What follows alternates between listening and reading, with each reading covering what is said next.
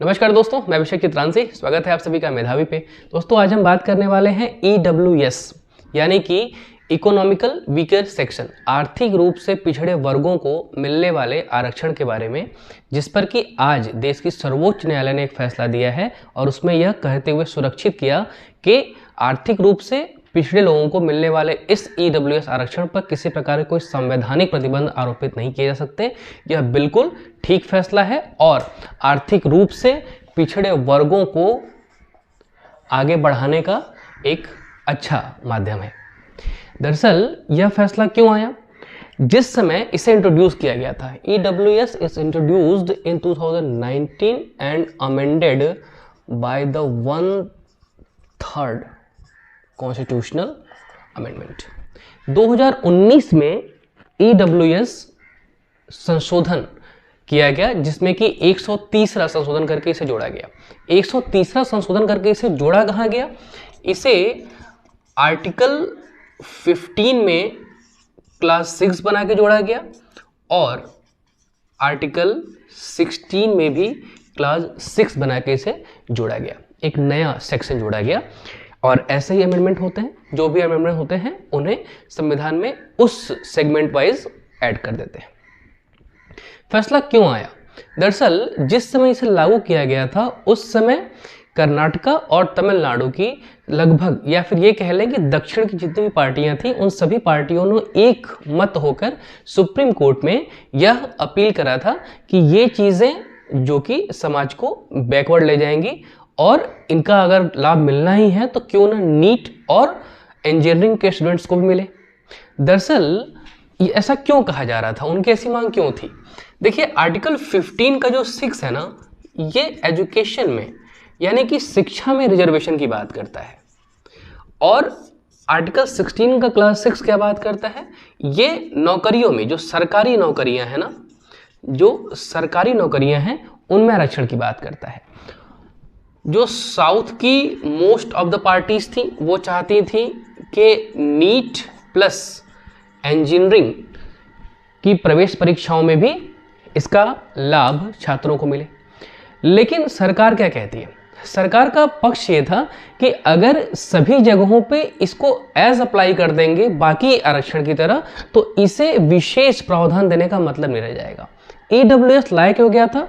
Actually EWS से फायदे किससे होने वाले थे? EWS बेसिकली जो व्यवस्था करता है, इन दोनों में 10% तक की सीटें रिजर्व की जा सकती हैं। मैं कह रहा हूं कि आर्टिकल 15(6) एजुकेशनल रिजर्वेशन की बात करता है। एजुकेशनल रिजर्वेशन में इस संशोधन के माध्यम से 10% सीटें आरक्षित की जा सकती हैं, जो कि मैक्सिमम होंगी और ये एजुकेशन इंस्टीट्यूशंस प्राइवेट हो या गवर्नमेंटल ऑर्गेनाइजेशन हो, हर जगह पे लागू होगी। लेकिन यह सिर्फ और सिर्फ 10% की सीमा तक का निर्धारण करेगी, इसके ऊपर नहीं करेगी।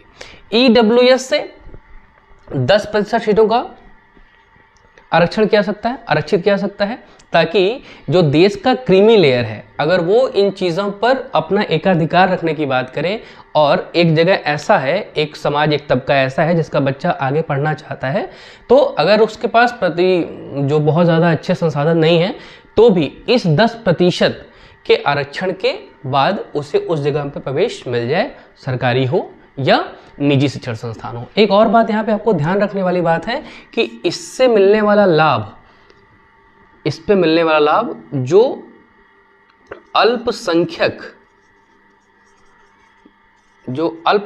शिक्षण संस्थान हैं उन पर लागू नहीं होगा। मैं कह रहा हूं एजुकेशनल रिजर्वेशन है, प्राइवेट और गवर्नमेंटल ऑर्गेनाइजेशंस पे लागू होंगे, शिक्षण संस्थानों पे लागू होंगे, लेकिन ये इसका एक्सेप्शन है कि अल्पसंख्यक शिक्षण संस्थानों पर इनको लागू नहीं किया जा सकता। क्यों?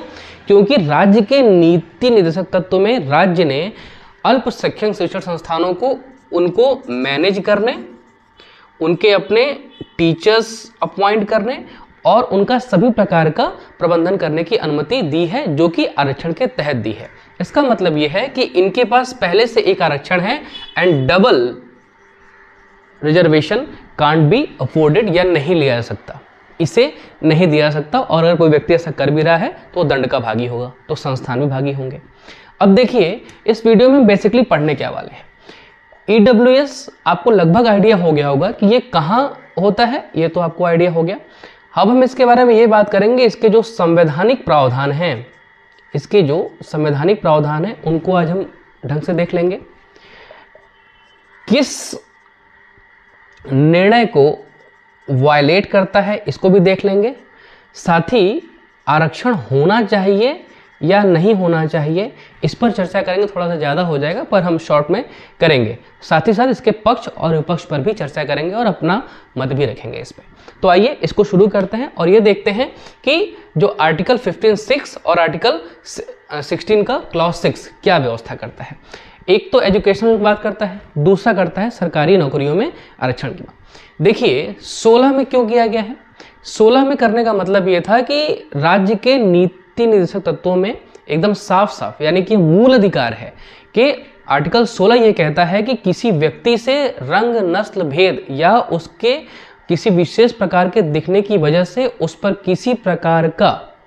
किसी भी प्रकार का उससे निरपेक्ष नहीं किया जा सकता, उसे जो है कि वंचित नहीं किया जा सकता किसी सरकारी नौकरी में आने से। तो यह इस चीज़ के लिए जिम्मेदार है। तो इसलिए 10% की सीटें ऐसे व्यक्तियों के लिए भी रिजर्व की जा सकती हैं जो कि कहीं से भी आ रहे हों, कैसे भी दिखते हों। ठीक है, तो ये चीज़ के लिए थी। दूसरी एक और बात देख लीजिए आप, मैं कह रहा था कि अगर अल्पसंख्यक शिक्षण संस्थानों में ये लागू नहीं हो रहे हैं तो क्यों ये लागू नहीं हो रहे हैं, इसका मतलब आप ये जान रहे हैं कि इन्हें पहले से अपने सारे प्रकार के प्रबंधन करने का अधिकार है।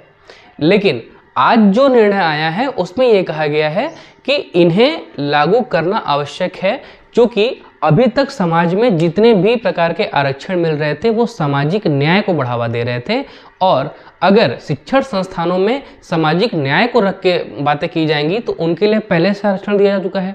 ये 10% का आरक्षण इसे वायलेट करेगा। दरअसल देखिए जो एजुकेशनल इंस्टीट्यूशंस हैं उन्हें पहले से, जो एसटीज हैं उन्हें 15%, जो एससीज हैं उन्हें 7.5% और जो ओबीसीज हैं उन्हें 27% का आरक्षण पहले से प्राप्त है। और अगर इन संख्या को आप जोड़ेंगे तो ये 49.5 आती है।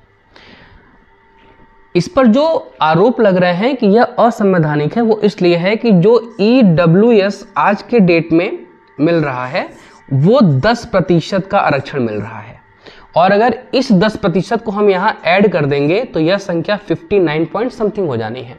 और संविधान में यह नियम यह है कि किसी भी स्थिति में आरक्षण की सीमा 50% की सीमा को लांघनी नहीं चाहिए, इसके ऊपर नहीं होनी चाहिए। तो सेंस क्या है कि अगर ईडब्ल्यूएस को इस कैटेगरी में शामिल किया जाएगा तब तो यह असंवैधानिक होगा, क्योंकि पहले से यहाँ पे एससी, एसटी और ओबीसी को आरक्षण मिल चुका है। सरकार का जो पक्ष है वो यह है कि इस सेगमेंट के आरक्षण से यह ईडब्ल्यूएस बेहद भिन्न है, बिल्कुल भिन्न है। हम इसमें इसे शामिल ही नहीं कर सकते।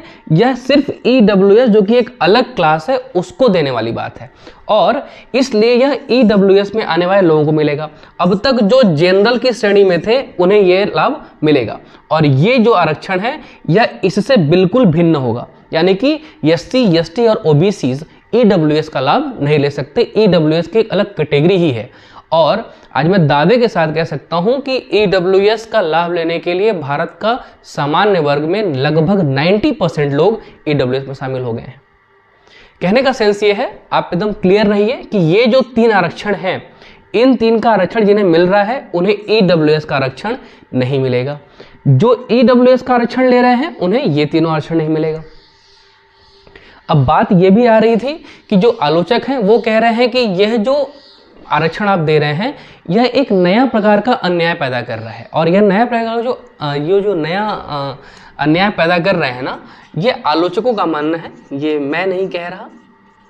आलोचक कह रहे हैं कि ये एक नए प्रकार के विभेद को जन्म दे रहा है, और इसे कहा गया प्रतिगामी विभेद।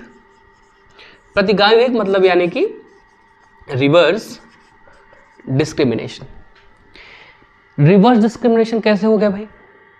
अब तक लोग ये मानते आ रहे थे कि हजारों वर्षों से जिन्हें हम शोषित वंचित मानते हैं उन्हें मुख्य धारा में लाने के लिए इस प्रकार के आरक्षण की आवश्यकता पड़ रही थी जिसे हम दे रहे हैं या संसद के रूप से मिल रहा है। लेकिन अगर इन लोगों को मिलने के साथ ही साथ जो जनरल या EWS कहे जाएंगे उन्हें 10% का आरक्षण मिलेगा तो हो सकता है कि इसको फिर से बैकवर्ड हो जाए और हम आगे निकल जाएं। इसे कहा गया प्रतिगामी विभेद।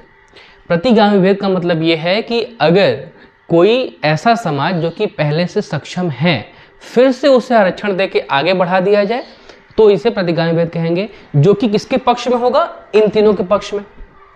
लेकिन इन तीनों के पक्ष में इनके पास 49% समथिंग रिजर्वेशन पड़ी हुई है। पर अगर कोई ऐसा वर्ग जो कि आर्थिक रूप से, देखिए आप किसी से बात करेंगे ना, जो भी थोड़ा पढ़ा लिखा या समझदार किस्म का होगा ना, वो यह जरूर कहेगा कि अगर आरक्षण की कोई सीमा देनी है, आरक्षण किसी भी स्तर पे देना है, तो उसका जो निर्धारण होना चाहिए वो बिल्कुल आर्थिक होना चाहिए, न कि सामाजिक, जातिगत या किसी अन्य प्रकार से होना चाहिए। सच भी है कि इसे देना चाहिए किसके आधार पे?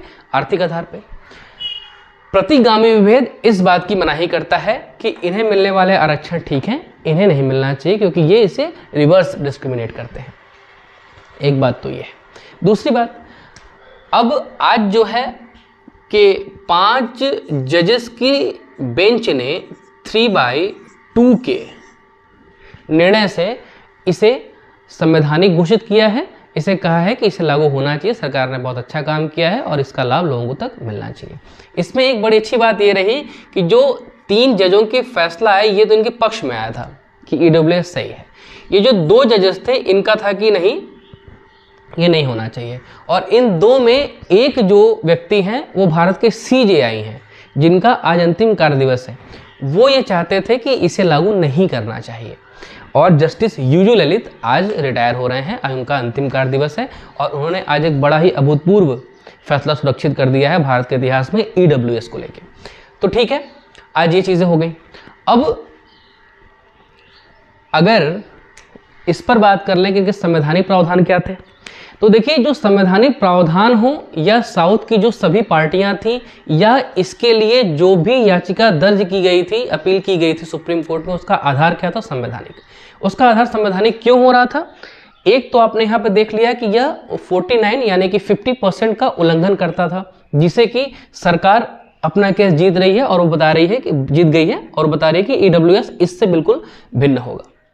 संवैधानिक प्रावधानों में एक और चीज है, ये जो 49.5 का जो फिगर है ना, यह सुप्रीम कोर्ट के ही एक निर्णय जो कि इंदिरा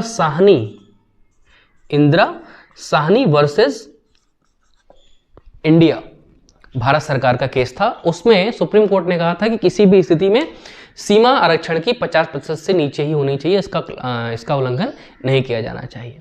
तो लोग इसको ही ग्राउंड बना के कह रहे थे कि आपने ही इसका निर्णय दिया है और इस चीज पे जो है कि अगर ये वायलेट करता है तो इसे असंवैधानिक घोषित किया जाए। अभी सरकार ने बता दिया कि ये इससे बिल्कुल भिन्न है, तो इसलिए सरकार केस जीत गई है और इसे पूरी तरह से लागू कर दिया गया है। अभी देखिए 2 साल हुए हैं इसे, अभी इसको 2 साल या 3 साल हुए हैं इसको करते हुए। आज नहीं तो कल आने वाले 1 या 1.5 सालों में आप पाएंगे कि अगर किसी एग्जामिनेशन की बात करूं, मैं अगर सिविल सर्विसेज के एग्जाम की बात करूं, तो जो मेरिट इनकी बन रही है ना, या सिर्फ OBC को ले लीजिए, जो मेरिट OBC की बन रही है उससे कुछ नंबर से ही ज्यादा मेरिट बनती है जनरल की, और इससे नीचे मेरिट बन जा रही है EWS की। मतलब अगर 110 नंबर पे कोई व्यक्ति सिलेक्ट हो रहा है सामान्य कैटेगरी में, तो 108 में हो सकता है कि OBC वाला हो, और EWS का लाभ लेने वाले को हो सकता है कि 107 पे ही सिलेक्शन हो जाए। लेकिन आप आने वाले 1-2 वर्षों में देखेंगे कि EWS is equal to OBC हो जाना है, बहुत आराम से हो जाना है, इसमें कोई संशय नहीं है, बहुत आराम से हो जाना है, कोई समस्या इसमें नहीं आएगी। दूसरा एक और चीज, अब देखिए इसके पक्ष या विपक्ष में क्या बात कर सकते हैं। पक्ष विपक्ष बात का मतलब यह है कि एक तो अगर हम अपने संविधान निर्माताओं की बात करें तो उन्होंने कहा था कि जिस समय भारत में कोई दलित वर्ग का व्यक्ति भारत की सबसे बड़ी पार्टी का प्रमुख बन जाए या भारत के सबसे प्रमुख ऊंचे संवैधानिक पोस्ट पर पद पर पदासीन हो जाए तो बेसिक रूप से इस आरक्षण की सीमा को हटा देना चाहिए। और ऐसा मानते हैं कि इसके बाद किसी प्रकार का डिस्क्रिमिनेशन नहीं रह जाएगा। 1971 में 10 वर्षों के लिए इसे दिया गया था और इसके बाद उसे हमेशा से 10-10 वर्षों के लिए एक्सटेंड किया जा रहा है। आखिर कोई तो सीमा होनी चाहिए ना जहां पे आरक्षण समाप्त किया जा सके। तो इसके लिए जो सरकार है उन्होंने भी ये एक नए गाइडलाइन जारी किया। उसमें इन्होंने कहा कि अगर कोई व्यक्ति, अच्छा, EWS का लाभ किसे मिलेगा इसके लिए भी क्राइटेरिया तय कर रखी है सरकार ने। उसमें आपको पता होगा कि 8 लाख रुपए तक की वार्षिक इनकम होनी चाहिए और नगर पालिका क्षेत्र द्वारा जारी सर्टिफिकेट में जो है कि उनके पास एक फ्लैट होना चाहिए जिसकी 1000 स्क्वायर फीट से ऊपर का एक्वायर न करता हो जगह, और कुछ और सीमाएं इसमें दी गई हैं। मैं कह रहा था कि EWS को ये क्यों मिल रही है, कितनी मिल रही है। एक और चीज़ मैं ये कहना चाह रहा था कि जब संविधान निर्माताओं ने इसकी बात कही तो उन्होंने कहा कि आखिर एक कोई तो ऐसी सीमा होनी है जहाँ की जाके ये रुक जाए। और जब ऐसी स्थिति आ ही गई है तो केंद्र सरकार ने एक नई गाइडलाइन बना रखी है। उन्होंने कहा कि ऐसे व्यक्ति जो कि ऐसे गरीब व्यक्ति या इस कैटेगरी में आने वाले व्यक्ति जिन्हें आरक्षण का लाभ मिलने की वजह से वो एक अच्छे पोस्ट पे हैं और इसके बाद अगर वो रिटायर हो रहे हैं और उनकी स्थिति सामान्य हो रही है तो उनके बच्चों में इस चीज़ को छोड़ने की अवस्था आनी चाहिए, यानी कि उन्हें आरक्षण न लेने की सलाह दी गई है।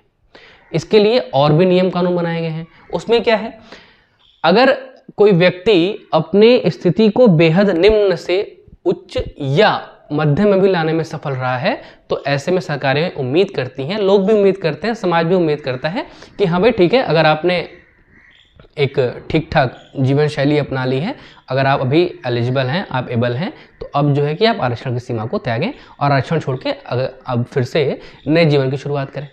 तो कहने का सेंस है ढेर सारे नियम कानून बनते रहते हैं, इसमें ढेर सारे केसेस भी हैं, लेकिन इंदिरा साहनी का केस इसलिए मैं बता रहा हूँ आपको कि ये 49% ऑफ रिजर्वेशन लिमिट्स को क्रॉस कर रहा था, इस वजह से ये केस यहाँ पे मेंशन करना जरूरी हो गया था। तो अभी कुल मिला के बात इतनी सी है कि पक्ष विपक्ष आपने जान लिया। अपना राय का मतलब ये है ना कि अगर हम अपनी प्रिपरेशन कर रहे हैं तो सरकार की ओर से कुछ लिखना ठीक रहेगा, और चूंकि अब ये तो लागू ही हो गया है तो आपको पक्ष विपक्ष लिखना तो है, पर साथ ही आपको यह भी ध्यान देने योग्य बात है कि जब आप ये लिखें तो आप उसमें ये जरूर लिखें या मेंशन जरूर करें कि यह किसी प्रकार के प्रतिगामी डिस्क्रिमिनेशन को बढ़ावा नहीं देता है, किसी प्रकार के नए अन्याय को जन्म नहीं देता है। यह भारत की लोकतांत्रिक व्यवस्था में सभी को एक साथ ले जाने की एक नई प्रक्रिया के रूप में इसे देखा जा सकता है। तो आज के लिए इतना ही, नेक्स्ट वीडियो में कुछ और देख लेंगे। धन्यवाद।